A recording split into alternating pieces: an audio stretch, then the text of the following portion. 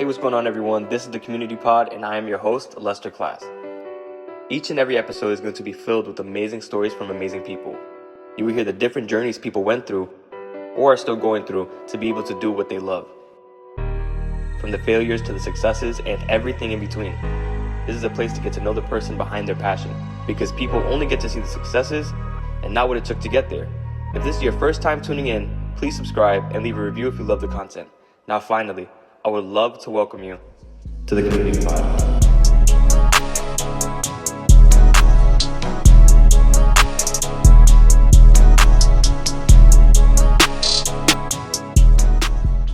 What's going on, everyone? This is the Community Pod. Welcome back to another episode.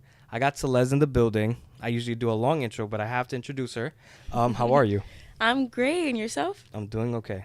So what we start off with is basically, would you be able to tell the people what it is that you do? So I am a singer-songwriter. I'm from Lodi, New Jersey, and I started music in about 2019. I've sung my whole life, but didn't really take it seriously up until 2019 when I graduated high school. And since then, it's just been amazing. It's been amazing. I would say my style is more on the side of alternative R&B. Okay. And so where is it that you're from? So I'm from actually a bunch of places. So I moved to the States when I was 2 years old from Canada, and I've lived in a lot of different places in Jersey. I've lived in Elmwood Park, East Rutherford, Woodridge, and now Lodi. Okay. Yeah. All right. So where is it that you found your passion for making music? My passion for making music, this is a tough one. I would say I've always had a passion for it because growing up, like the amount of home videos that my mom and my nana have of me singing in the house, dressing up in like little costumes and stuff and putting on performances, I've always had a passion for it, but I didn't realize how bad I wanted to really go further into it up until one of my old jobs, my manager at the time, who's now a brother to me, he's a rapper, shout out Poppy Johnson. He really introduced me to a studio setting for the first time, and that was when I recorded something that he wrote, and just to get some type of something out there just to see what I sounded like, and that's where we went off from there. So that was 2019 for me. Okay. Yeah. So right before COVID. Yeah. Right before COVID. So you found your passion right before the entire world decided to collapse. Yeah. That's insane. Yeah. But it's crazy that, like, I think that's such an amazing thing that you took, like, you found that passion right before like everything went everything went bad for a lot of people. Yeah. But you found a passion, and do you feel like during that time you kind of were working at it at home, being forced to be home? Yeah, not definitely. I would say by day, if COVID feels like a blur, but at the same time it was such a long period of time. But for me, it would really just be me being home all day, with my mom and my brother, and we'd be making breakfast in the morning. Her and I would work out in the backyard, come back in, eat lunch, and then I would find some downtime to like paint or to get into new shows that I liked and write in general. Still, at least by the time we could go outside, like be with my friends as much as I could. But one thing, luckily I'm happy I have a backyard. So with that time, I wanted to be outside as much as possible just to kind of get a clear mind and not feel so confined to a space. Yeah, but definitely within that time I was writing as much as possible. Okay. And you mentioned that you needed the space and to be in an environment like being outside, which I think is amazing, because being outside, a lot of people don't do a lot anymore. They don't. And basically trying to find space for yourself where you can be yourself and work on yourself. Yeah. How important do you feel like it is to take that time? I feel like it's most important, actually, because I feel like as an individual, I know myself and I know that I love to be surrounded by others, especially my loved ones and people just close to me, know me personally. I enjoy my time with them. But there's a turning point sometimes where you're around so many people that your social battery runs out and you have nothing to give. I feel like everyone needs their own individual time to themselves, whether that's to recollect. And it doesn't have to be in a negative way where it's like, oh, I'm going through something, I need to be alone. It's just sometimes you really need your own space with yourself just to at least get through your day-to-day routine and do what you got to do, because I feel like it helps us keep a clear mind and make sure that we're aligned and have ourselves figured out. Okay. Yeah. And then you also mentioned that you took a lot of time to do the writing. Mm-hmm. What do you enjoy better, performing or the writing? I would say the writing. The writing? I believe it or not, I have huge social anxiety. Okay. I have huge social anxiety, so it's gotten better. Granted, it got better this past May. I did a performance for a major stage out in Brooklyn, and my whole family showed up. And usually, me performing, it's like my hand is shaking, and I'm tripping over my words, and you can hear how shaky I am in my voice. But my whole family ended up showing out for me, and I felt so at ease. But I literally enjoy writing so much because the creative process that goes behind it. You could go through 30, 40. I get my beats off YouTube. Currently trying to get into some work with producers, but you listen to so many different beats and you see sides like of your mind that you didn't think that you could during the creative process, where it's like, holy shit, I just thought of that. Mm-hmm. And you surprise yourself and you challenge yourself, and sometimes it's a hit or it's a miss. Mm-hmm. It depends, but it's nice to bring yourself out of your comfort zone and see what you're able to make. Yeah. Yeah, that's my by far favorite part. I do love performing a lot more now, but I will say the creative process and writing is my favorite. Just brainstorming, getting ideas, and watching it come to life in the studio. Okay. Well, I have a few things I have to ask. Yeah. Well, when it comes to social anxiety, was that something that you feel like you've dealt with forever? Believe it or not, after COVID was when I felt like it actually happened. Wow. Yeah. So I remember we had lockdown, and obviously I'm still in school now. I'm a college student. So I remember having a lot of my in-person classes, and I would be perfectly fine, say hi to a few people, leave. And I remember finally we were doing online. And then when we were able to go back, I would just go into campus and have a hoodie up, headphones on. I wouldn't want to talk to anybody. I didn't really want to be around anybody. Mm-hmm. That at least, like, not in a way of where I can't be around my friends or family, but just other people in general. It's like, holy shit, like, I'm not used to this. Mm-hmm. And I feel like it's weird because all my life I've been around so many people. I've experienced so many things. So it was a shell shock for me in a way. And it's still something that I'm kind of dealing with now. I'm a lot better at. But I think it's just fake it till you make it sometimes. And that's what I think has convinced me to get back out of my bubble after lockdown, because I feel like that completely ended any want for social interaction for me. And then to have, like, you mentioned that you have a family who, like, really supports you in what it is that you love to do. So do you feel like moments like those, whether it's you're dealing with social anxiety or you performing, Mm-hmm. like how much, what does that feel like to have support like that? Support like that is a feeling in this world that everyone should be able to experience at some point in their life. Just having people surround you that are there for you and want the best for you. They're rooting for you. And granted, so my parents are not together, but I live with my mother back in Lodi. So she hears me sing in the house all the time.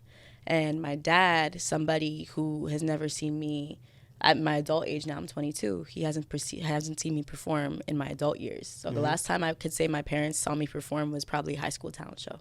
Okay.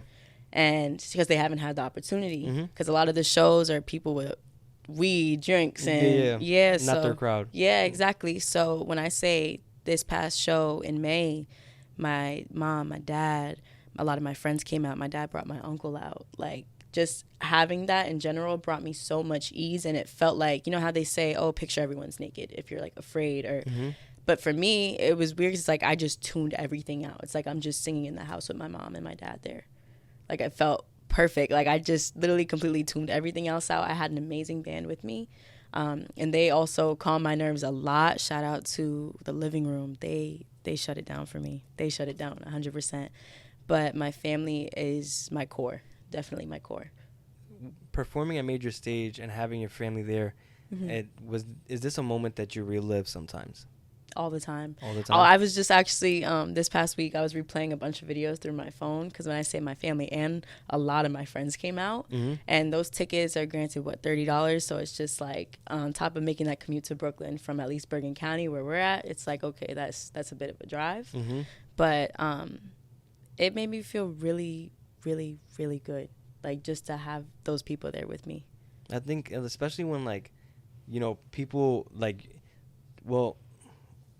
did you expect for everybody to come the way that they did? No, there was a few of my friends that couldn't make it. Granted, everyone, I don't take anything personal. No, yeah. Everyone's got their own list of stuff to get through throughout the day. So just to see the outcome in general, where I'm like, oh shit, like y'all, can I curse? Yeah. Okay, sorry.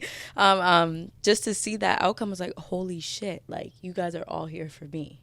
Like it's like in the back of my mind, it's like I'm downplaying myself. Oh, little old me, like it's nothing. Don't if you can't make it, don't worry about it. So to see at least 13, 15 people deep there for me, it's like, oh shit, like that's a support system. And because that's the thing too, I think about just hearing from my friends what they deal with on a day-to-day basis, just through group chats or just random text messages, and it's like, damn, like I totally get it. You have your own shit going on, but knowing all that and then having them still show up and be present in the first place. That's one of my biggest things this year, is being present mentally, emotionally, and physically, and being there for the others that are there for you. Yeah. Because granted, we all need our time to be selfish and, like I said, be by ourselves and have that time. But to see my friends and family still go through whatever the case may be, or unforeseen circumstances, it's just like, holy shit, you guys still came out of your own bubble and brought yourself here to support me. And that's what speaks volumes to me the most. And do you feel like because I feel like with your voice, I don't know, like the way that I put it is I feel like you're helping a lot of people without realizing, because of course, I think that we spoke off camera, but I do believe that genuinely you have great music, and I think that you tell amazing stories and you allow people to feel them through your music. Yeah. Were you that child that always sang? Yeah. Yeah. I was the annoying child in the shower where your mom's banging on the door and telling you to shut up. That was me, singing my heart out. So every summer when growing up, I would go to Canada and I would stay with my grandmother the whole summer. And she would put me in a multitude of camps. Like, I remember I had a dance camp.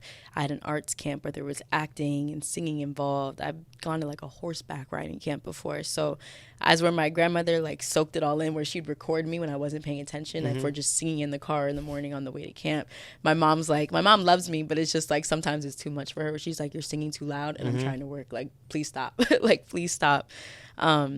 Was your mom kind of like, I kind of saw you doing this? Like, it was like, I knew you were going to sing? Yeah, because like I said before, too, I used to literally put on performances for my family. Like, that's where I felt so comfortable. Just growing up, I'd be putting on, like, a pink wig and a sparkly, glittery dress with, like, my little plastic microphone and just dancing around the house and singing my ass off.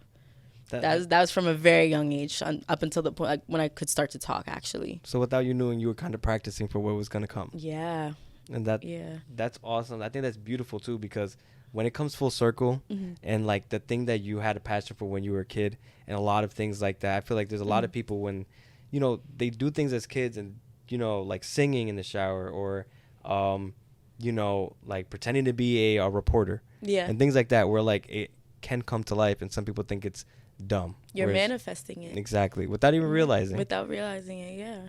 So just to continue on, right? Like, when is it that you started to take your music career seriously?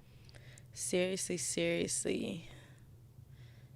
I'm trying to think. I would say, so after COVID happened, obviously, during COVID, I was just kind of locking in on writing about my experiences, because a lot of my music is about love and what I have experienced personally from my perspective. And I would say, so my first EP, I had at least a few songs on SoundCloud at that point, come 2021. But 2021 was when I released my very first EP. It's called Letters from Indigo. It's on all streaming platforms. And that was when I'm like, oh shit, like this is for real. And I still love that project so much, but it was such a rushed process that I feel like there's so much more I could have gone about differently with it, to now where I'm at a point where it's like, okay, take that and utilize it for the next one. So that's when I was at the point of in 2021 where it's like, holy shit, okay, this is where we're at. The next one's gonna be better. Like let's get it started. Let's get it going. So I would say I still feel like 2019, 2020, but I feel like 2021 was the most significant. Okay. The most significant. And then like, oh my God, I had a question. I was building off. Damn. It's okay. But so during high school, during middle school and things like that, right? Was there ever an idea of you actually like, you know, making this happen, but you kind of were pushing it to the side, like it wasn't realistic? Yeah, so high school, I was in Glee Club, I was in the school choir, I did talent shows. So I always thought about it. It's just I never had the resources available to me, nor know how to get access to those resources, if that makes sense. Yeah. So like I said, like a really good friend of mine was the connection that brought me to the studio in the first place. And I never really, obviously now everything's at the palm of our hands with our phones and stuff, where we have access to so much. So back then it wasn't me thinking like, oh, okay, like I'm gonna try and reach out to producers. Like that didn't even cross my mind, or engineers. But I did have like a lot of friends in high school that made music on SoundCloud, but it never crossed my mind to be like, oh, like who do you work with? Like who do you, because a lot of them would just do it out of their home, like, oh, I just have a mic and I'm good. Me, I'm not the best with technology. Really just besides my phone and laptop, so I didn't really even know how to start that myself at that point in time. So like, and I completely agree with you, because I feel like that time period, Instagram, and like it's funny how individuals like ourselves, creatives, who started using Instagram no longer for posting pictures and, you know, doing this, we started posting or contacting people to network. Because before, I had no idea I was going to be contacting people to work with people. It was more, I posted a picture today, everyone go share my post. Exactly, everyone go like it. And that was different, where it's just like, now I contacted you to be on the podcast, now I'm contacting other people are contacting me, and it's become more of a tool for business. It's one of the biggest, I would say social media is one of the biggest networking tools in our generation, hands down. Because think about it, TikTok, Twitter, Instagram. I don't use Facebook, but I know some people still use Facebook. It's literally at, like I said, the palm of our hands. So it's like, it's just so accessible. And a lot of us are very tech savvy when it comes to social media and know how to deal with things like engagement and getting following up. And that's how a lot of people spark as well with as far as content creation goes. And I'm sure you could probably speak to this yourself too. It's just like looking at things like engagement and how many views and how many likes, how many people subscribe. So it's like you see things like that and it's like, okay, shit, bet. Like, I want to work with this person. I want to work with this person. This is how I'm going to reach out to them is through my platform. And it doesn't have to be where it's like a formal email. It's no, I'm going to reach out through the platform, because by the time I went to your page, I'm like, oh my God, he runs the community pod. I've seen it. I'm like, holy shit. I'm like, this is the guy. I've seen it. So it's all connected. It's all connected. And I feel like it's the easiest way to connect with other artists or other people that are entrepreneurs that own their own business. And it's an easier way to go about things. And what is it like when your art starts speaking for itself? Can you define that a little more? So what I mean by that is like, so when you first became an artist, right? And you said, I'm going to be an artist. In the beginning, you were contacting people. You were reaching out and you were trying to build yourself up. Then eventually people started to hear your music. And people were not trying to reach out for you, but trying to reach out because of the artist you have become. So basically what I'm saying is like, in the beginning, we have to speak for ourselves. But when we create our art eventually is starting to speak for us, where people are contacting, you have a great voice. How can I collab with you? And things like that. Okay. Well, I'm here right now too, so there's that. It's a blessing. It's honestly a blessing. And as far as what I've dealt with in my life that has gotten me to the point that I'm at is definitely like just sitting back and reflecting like, holy shit, okay, I was here yesterday. I was here a month ago. I was here a year ago. I was here 2 years ago. So now it's just kind of, holy shit, like this is, like I said, when I first started music, it's just like, this is really happening for me. And it feels good because my biggest thing is I want people to be able to resonate and like feel my music seriously, like, and personally, because I've had a lot of my friends reach out to me like, holy shit, like this sounds exactly like what I went through. Because like I said, I write predominantly love songs. So to at least know that people can resonate with your music and it's not just, oh, I like this beat, it's cool. It's no, I felt those lyrics. Like those hit me in the fucking gut. Like that was a straight punch to the gut. And I feel the same way about the music that I listen to, otherwise I wouldn't. So to at least be able to know that I can bring that feeling out of people is one of the actually my only real goal with my music. As much as I would love to be signed to a label and blow up one day, it's just I want people to be able to feel me and resonate 110%. And it's kind of like your voice is your superpower. Exactly. Where you're using it to basically help others with their lives and get them through a tough time. Yeah. So you also mentioned that you've dealt with hard times. Yeah. Are you okay with getting into those hard times? Definitely hard times. I'm gonna get a little personal here. As far as like whether it's family issues where it's been issues with. So I have two younger brothers. They're both my half brother. One on my dad's side, one on my mom's side. So my younger brother I live with in the household with my mom is just dealing with issues with his father. Growing up when I was in high school when he lived with us, like where I had to call the police on him and get him kicked out the house, or my life's been threatened, things like that. And especially as far as relationship goes, really, it goes for all relationships actually, whether that's with family, whether that's with friends, whether that's romantic partners. I've been in situations where I've been involved with somebody and a girl that I'm friends with that I'm hanging out with every day is involved with them behind my back. Like things like that, or being involved with somebody through a friend that they introduced you to and your friend's trying to sabotage you behind your back to that person. Mm-hmm. Like it's little petty stuff like that where I've been in the predicament where I like to see the better in people. Mm-hmm. And granted, I'm not perfect at all myself. I've really had time, like I said, with that alone time. It's like you really reflect on certain situations and you think to yourself, okay, how could I have been better? Like I kind of like to evaluate things. I'm an overthinker a little bit. Mm-hmm. I feel like it's a gift and a curse at the same time, because while I've gone through that stage of being naive with certain people in certain situations and not seeing things clearly because I try to see the good in them, now I'm able to pinpoint that a lot better and a lot quicker. So that's one thing. I'm very open with a lot of people where it's like I feel like vulnerability allows others to want to be vulnerable with you. Because at the end of the day, we're all human and we all experience the same emotions, not the same experiences, but the same emotions. And I feel like that's how we relate. So especially when it's come to family hardships and friend and romantic relationship hardships, like I've really just kind of learned to just keep being a good person. Mm-hmm.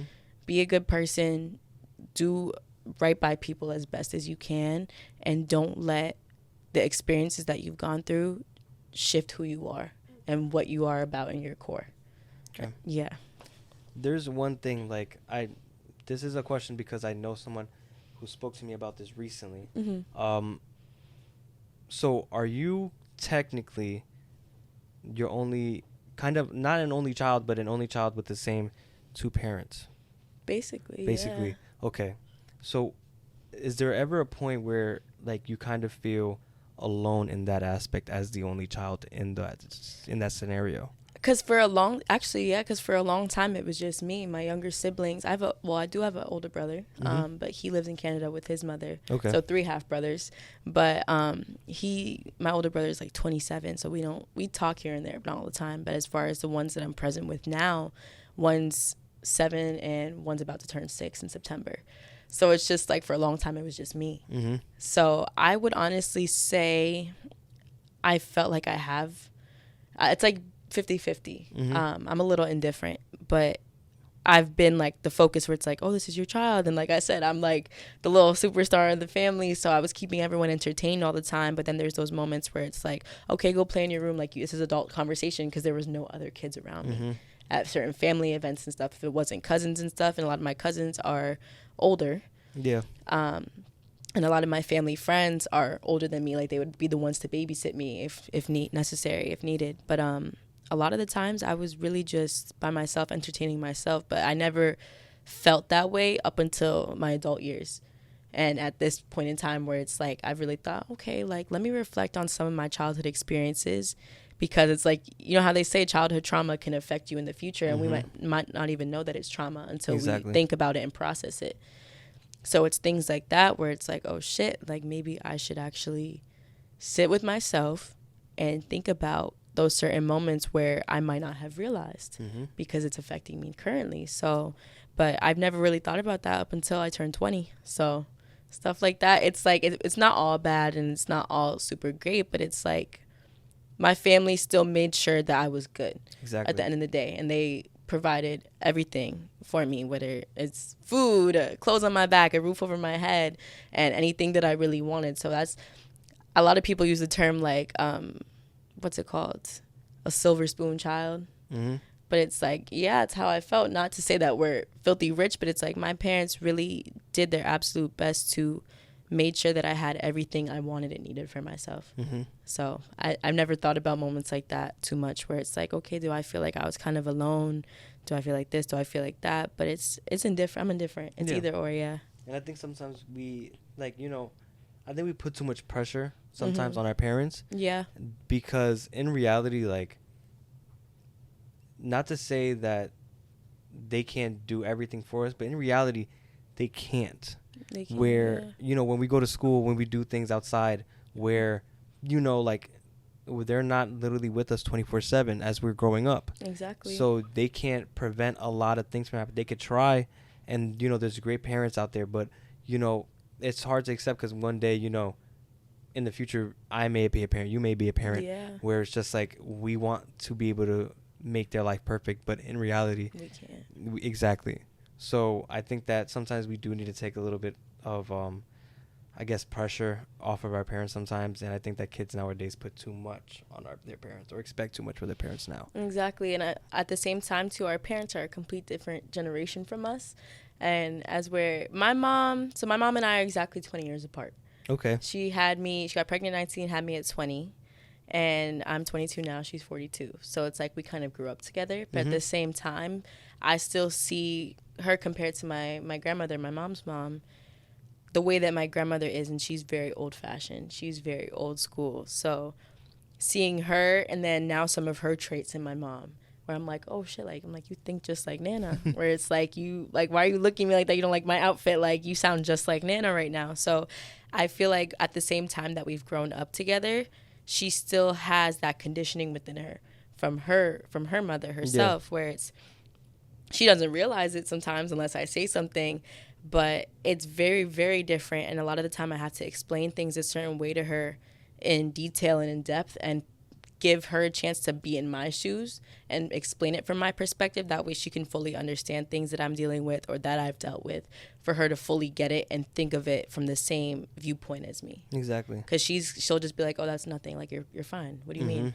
I'll be like, no, but this has upset me because of X, Y, and Z. Exactly. And be like, if you were in my shoes, think about it. If someone said this, that, and that to you, how would you feel about it? And she's like, oh, shit, you're right. And she gets it.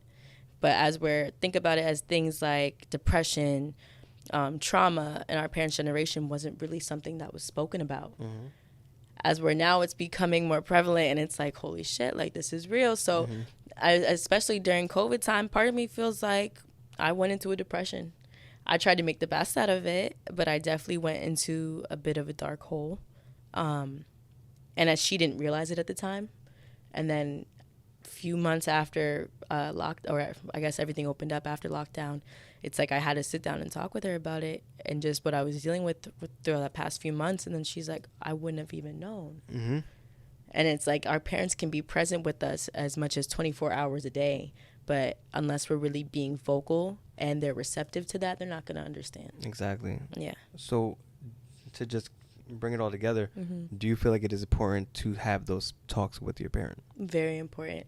I feel like a lot of conversations that we have with our parents, or just at least the effort to, whether I know a lot of people that don't get along with their parents, period.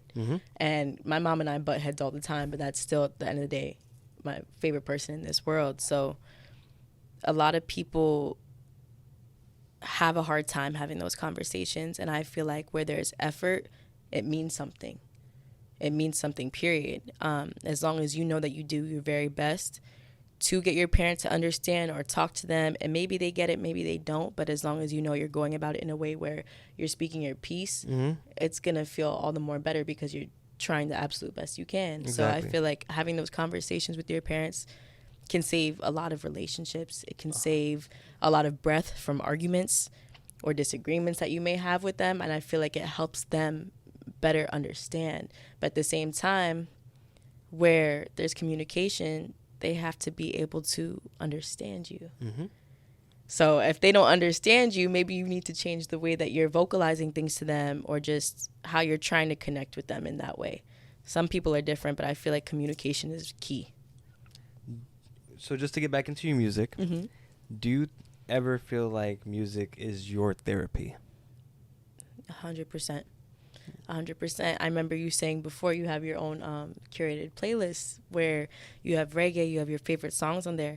When I say I think I have a playlist for every single mood possible, or any specific event, like any feeling, whether that's I have my in my feelings playlist, like in my bag playlist when you're sad and you're feeling like shit. I have, what's it called? My happy playlist, where it's just random songs that just make me feel like in a good mood. I have my love songs playlist. What else? I have my gym playlist. And then I have like another playlist that's like miscellaneous, like just random shit that doesn't make sense at all, but I love it anyway. Mm-hmm.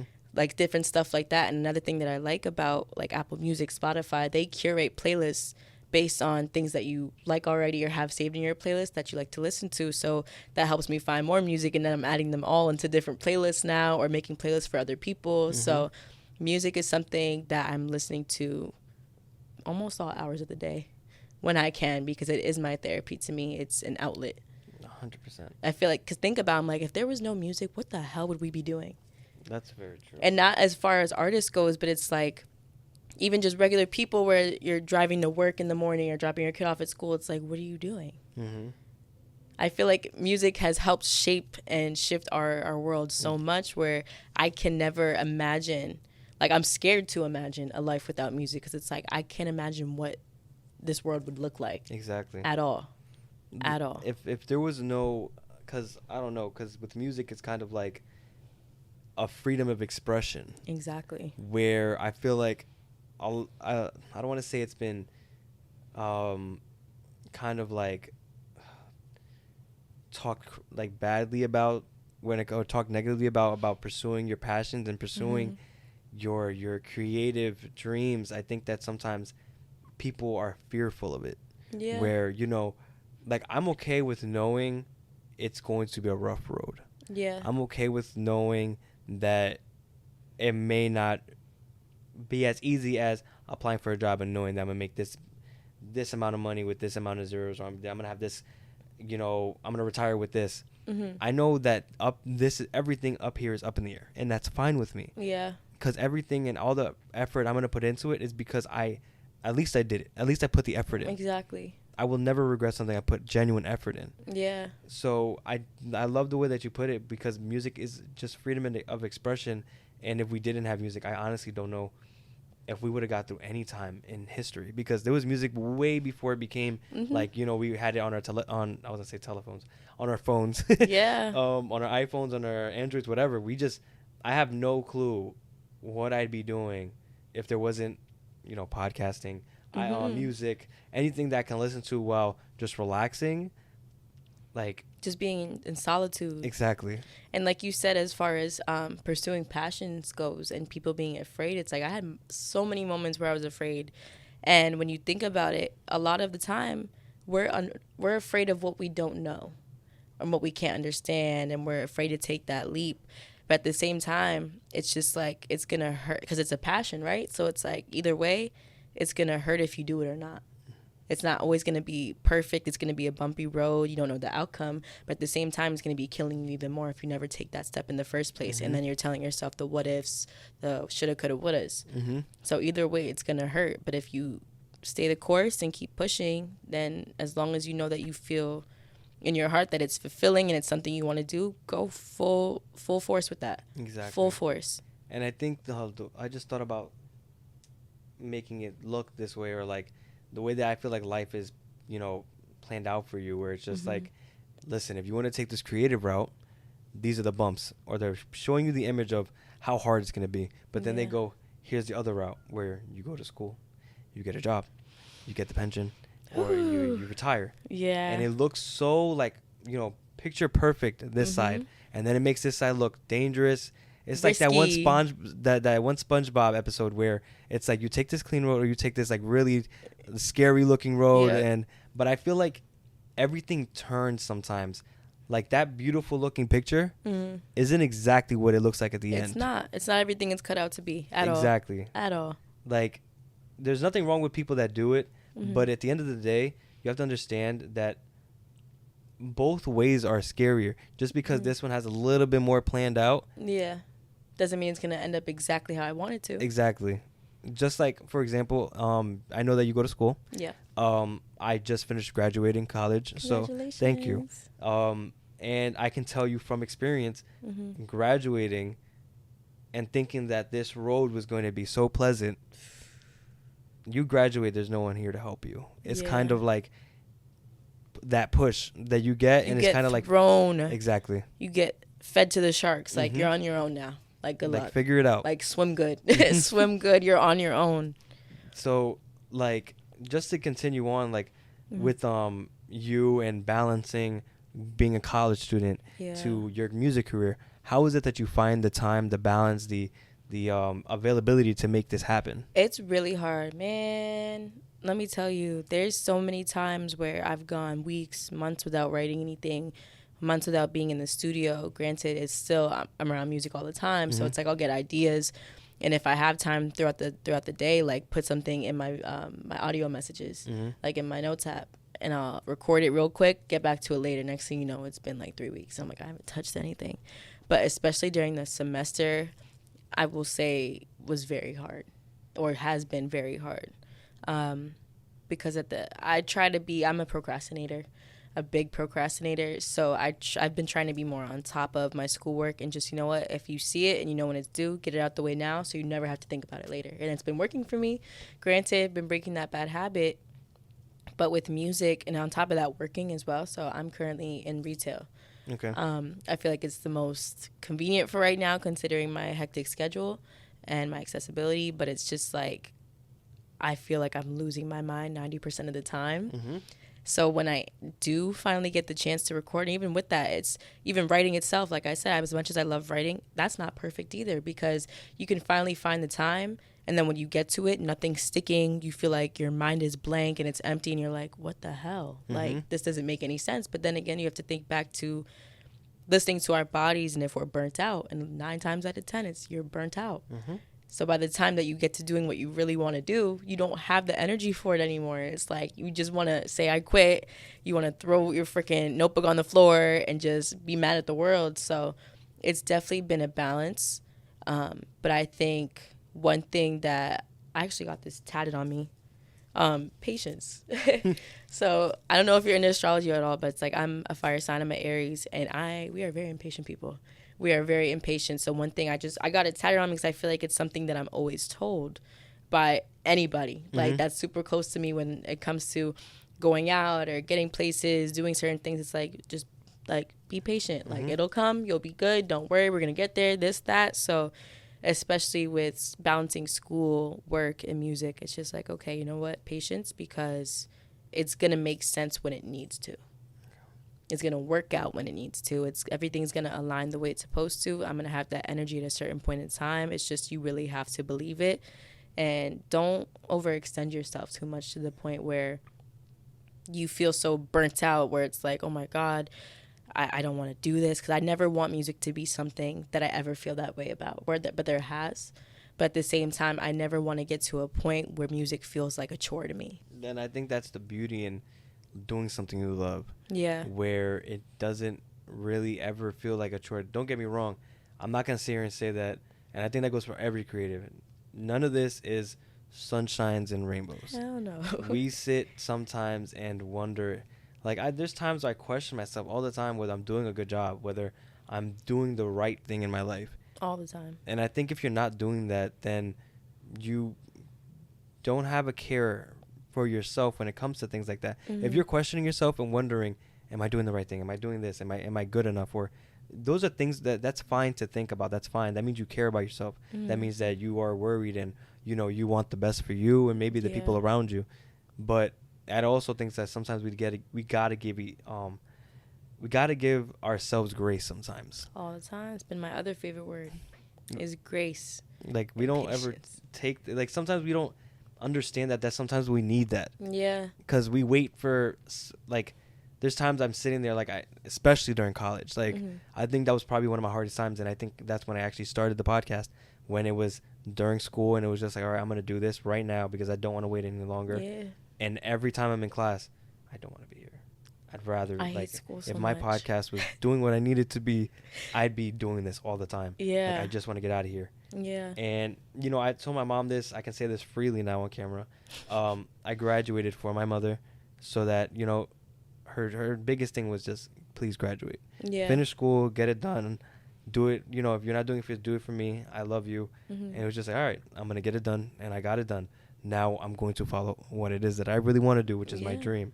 And I feel like a lot of creatives would you know, especially when, like you said, you love your mother dearly. Yeah. And you want to make her proud. And making her proud would be maybe going to college, finishing college. And then it's like, I want to be a musician and I'm going to be a musician. Yeah. So, like, when it comes back to music, because that's what's all going to come down to, because that's where you are right now when it comes to music.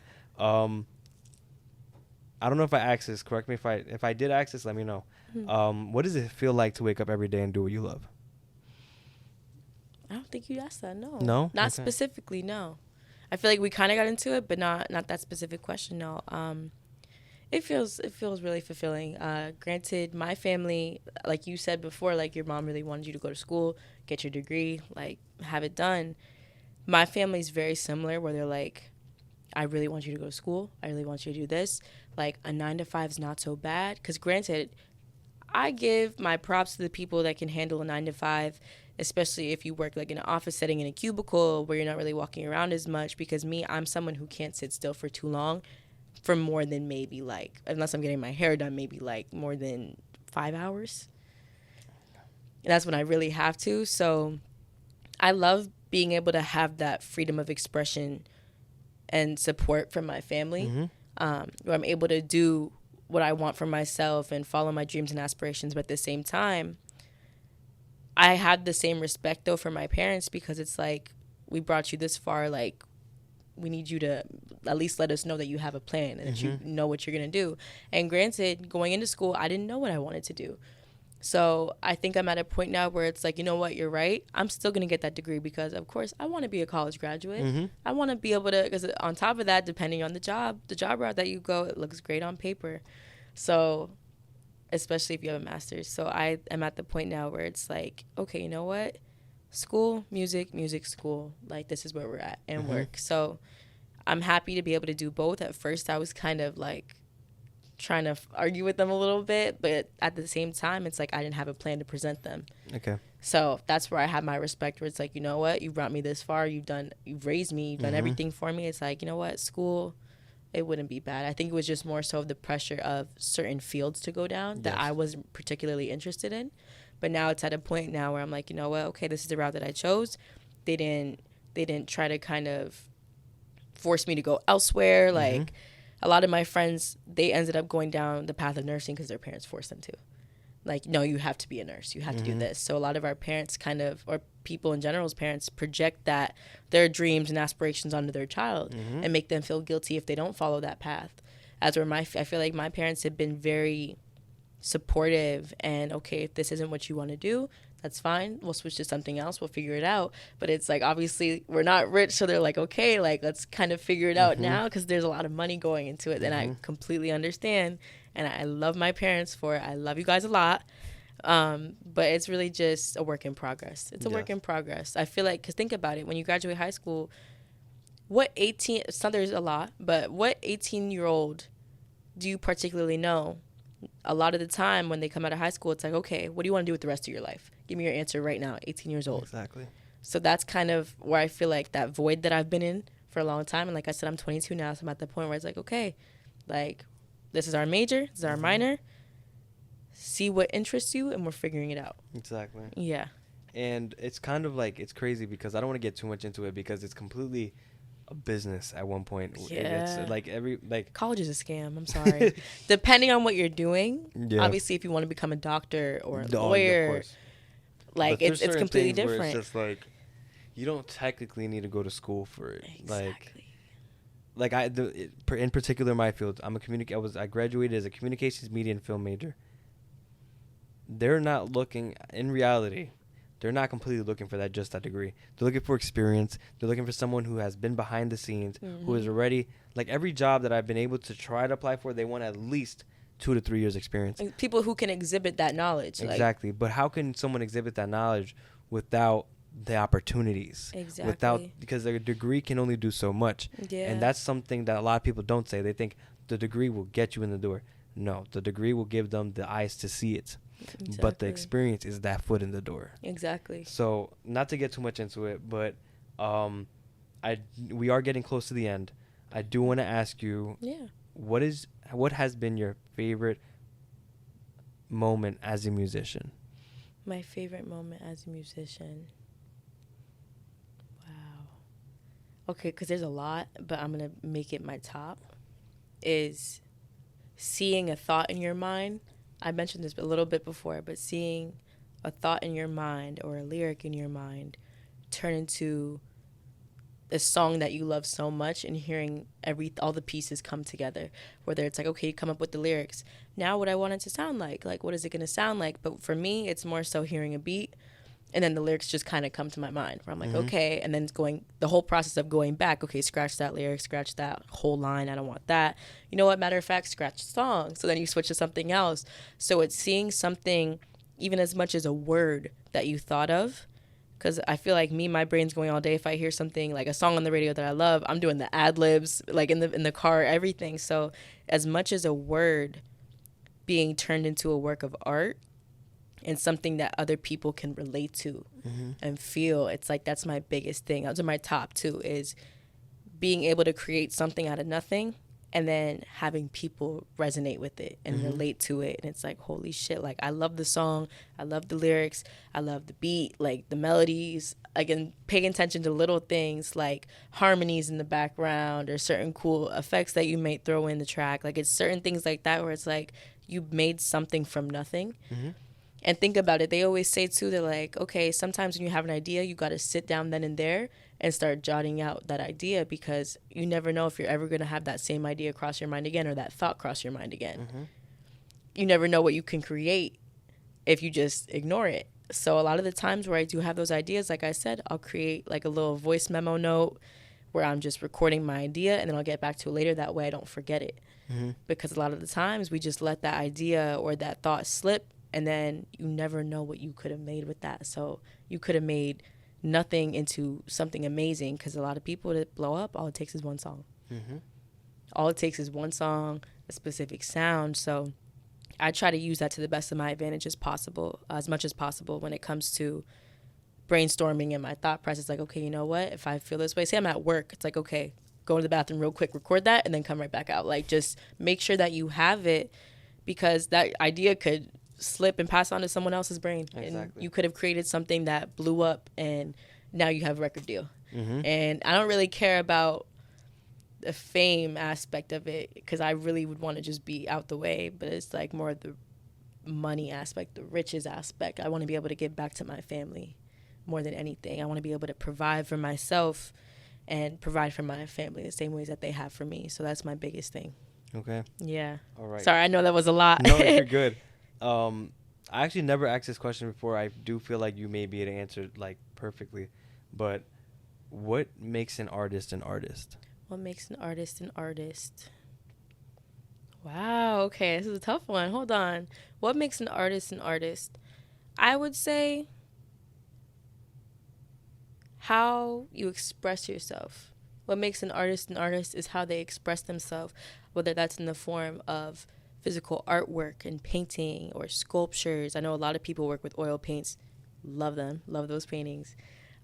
It's a form of expression. It's how you express yourself. So what makes an artist to me is the form that they express themselves in, whether that's, for example, like you said, the podcast, like just being able to give back to others and let people tell their sides of their story, and just expressing yourself as well.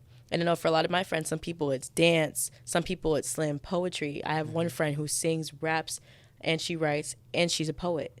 Wow. Yeah, she's a jack of all trades. Shout out to Mirza. She's dope. So I feel like being able to express yourself in a way that suits you best, and I feel like that's the best way to put it, is doing something that you're able to express freely in any art form, whether it's journaling, and I consider that art too, like writing. Some people like to write stories, and that's their way of expressing themselves. That, to me, that makes them an artist. So whatever outlet you use in order to express yourself, that's how I find people to be an artist. Okay. Yeah. All right. So now we're going into the ending questions. Yeah. Before I go into the ending questions, I do want to say I appreciate you being here. Thank you. Of course. Thank you for having me. Of course. And then, so the first question I'm going to ask you is, so what is it that wakes you up every morning, maybe even keep you up at night to do what you're doing? What is it that keeps me up at night or up in the morning? Damn, yo. It's really, I gotta make little Ciilez proud. Every single little dream that I had as a kid and what I wanted to do. I knew I wanted to sing from the time I was young. I just didn't really take that leap until I graduated high school. So it's really thinking back to your childhood self where it's like, holy shit, like, look at you. Like, look at you all grown up. I remember, like, in my house, I have all these different walls filled with, like, frames of family pictures. And us as little kids, my little brothers, my grandparents when they were younger, like, and ones of little me everywhere. So it's really just reflecting back and thinking of what I wanted for myself at a young age. And then where I'm at now, and it's like, little you would be so proud of you. Like, think about it. You're so much further than where you were, like I said, yesterday, a week ago, a year ago, months ago even. So it's looking back and reminding myself of the path that I'm going down, and it's, would I be making the younger version of myself proud right now? Does she feel fulfilled? Does she feel safe? Does she feel comfortable? Does she feel she's able to express herself fully? And I would say, yeah. That she's proud. She's proud. She wants me to push a little harder, but we're getting there. All right. We're getting there. So what is a message that you would give to your future self? What is a message that I would give to my future self?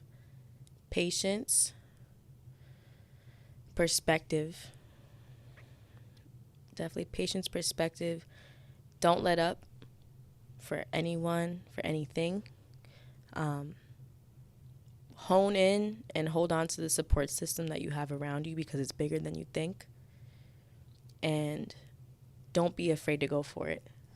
Don't be afraid to go for it at all because you miss 100% of the risks and the shots that you don't take. So that's one thing I think as well. Like I said, my social anxiety has led me away or hindered me from opportunities that I could have had or that I had the opportunity to have. So it's really just pushing myself and being like, you know what, go full force with what you want to do. If it's for you, it's for you. And if you're the only one in your own way, that doesn't make any sense. Why wouldn't you go for it? That's what I continuously tell myself. If it's like you have the opportunity right in front of you, you need to take it like it's yours because it is. Exactly that. Okay. Last but not least. Yeah. What do you want the world to know about Ciilez? What do I want the world to know about me? Wow, what do I want the world... I feel like this is feels like the hardest one. What I want the world to know about me is that there's music on the way. I'm going to continue to grow. I'm going to continue to thrive. I'm experiencing so much in what feels like such a short amount of time because it feels like we never have enough time. But just that I'm getting stronger every day as I have everyone around me getting stronger every day. My support system is something that is key to me and has something that's been very important to me as of late. I've been noticing it a lot more. So whether you believe it or not, somebody out there is rooting for you, even if it's just one person. You have a bunch of people rooting for you hard. So just go full force. And yeah, that's all I could really say about that. Okay. Yeah. All right. So this is the end of the podcast. Ciilez, the camera is now all yours. If there's anything you want to say, anything you got going on, this is your opportunity. I have music on the way, so stay tuned.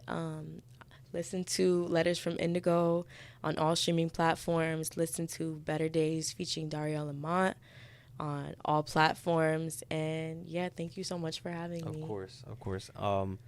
I do this and I enjoy doing this because of the amazing people I get to have sitting in the seat that you're sitting in. So thank you for being here. I couldn't do this without you, of course. I'm going to go ahead and do my outro. Yeah. Okay. So Again, Ciilez, thank you for being here. Thank you for having me. Of course. It's been a pleasure. The pleasure's all mine. This is the Community Pod. Thank you for coming to watch another episode.